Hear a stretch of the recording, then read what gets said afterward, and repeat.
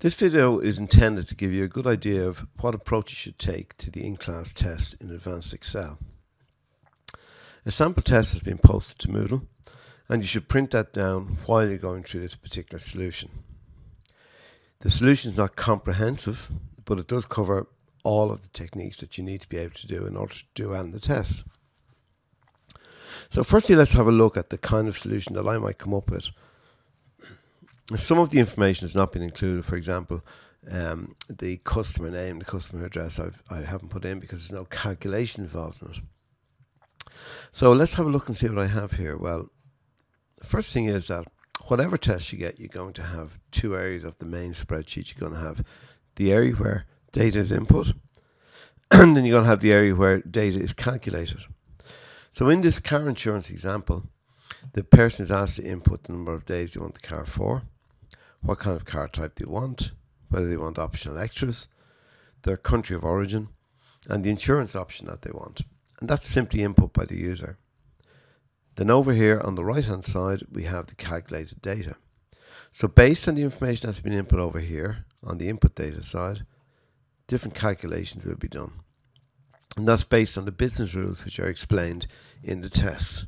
So you have to implement those rules. And once you've implemented them and you've done it successfully and you know it works, then you can move each of the business rules to its own spreadsheet, just as you did with the Helpless Airlines example. So ideally, that's what we want you to end up with.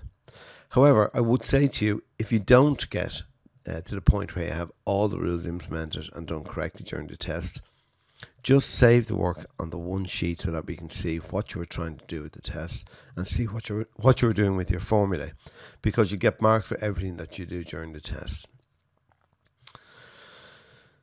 Just to point out a few things, so I've already spoken about the different spreadsheets where the rules will go. And the very important thing is that all the information that the user is putting into the system should be validated as far as possible. So for example, if I click on the car type, I get a small message. It asks me what ones I want. I only select from the ones that are on the screen. Then it asks me for the 4-door option. Well, what would I like? Would I want hatchback, 4-door, or none? So in other words, the data that's going to be input by the user is validated. They can't just put in anything. They put in what you want them to put in. Now that's important that you do that, and that's covered in handout number 7. So validation is important, and the first thing we're going to do in the next section is to look at how we do that kind of validation.